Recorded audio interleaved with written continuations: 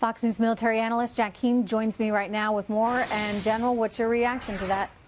Well, first of all, it's typical McCain. You know, he's very direct and he's powerful in his speech, particularly when he's talking about America.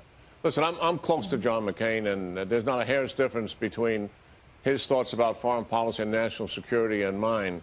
He does, if the implication here he's talking about the president, he doesn't say that. He's certainly likely talking about Bannon for sure. But I know there are differences in terms of what the president's rhetoric is and what he says. And we have to hold the president accountable for what he says, but we also have to hold the president accountable, most importantly, for what he does. And when you look at the foreign policy and national security record of this president for the last 10 months, McCain is in support of that record. Because why? The president has put American leadership back on the world stage, promoting peace, stability, and prosperity. He went through the United Nations, an international body, to get historic sanctions against North Korea.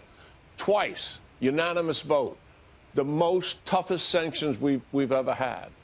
He used the international order as rationale to make a military strike against Syria, condemning the use of WMD as a horrific act and an assault on the dignity of man. He's gathered the 55 heads of state in the Middle East and in North Africa and told them we will stand together against Iran and we will stand together against radical Islam. And then he goes to Poland and he makes a speech in Poland defending the international Western order.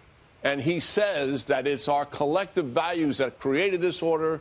It's our appreciation in the human dignity, and it's our faith in God that has kept us in 70 years, 7 decades, maintaining this kind of stability. So in my judgment, while nationalism is something the president has advocated, mostly because other countries have taken advantage of us, it doesn't mean he will do that at the expense of our allies. And the record shows clearly he has not. So in other words, they're not inconsistent with each other. You can be a nationalist and you can stick up for America while also defending allies across the globe. It sounds like, General Keane, you very much approve of what the president has done. And if McCain, Senator McCain, were to really think about it, he would too. Oh, yeah, he absolutely does. I mean, he has disagreements with him, to be sure.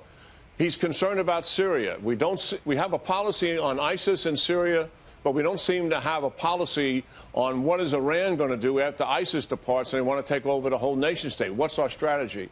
He still doesn't think we have an adequate strategy on Afghanistan. And he's not going to approve any more appointments to the Pentagon until Secretary Mattis gives him some sense of what he's really going to do in Afghanistan. So, yeah, he has some concerns, but on the big, major foreign policy, national security pushes, reassure allies, confront adversaries in a way that the Obama administration has not done, be engaged in the world, he agrees with that.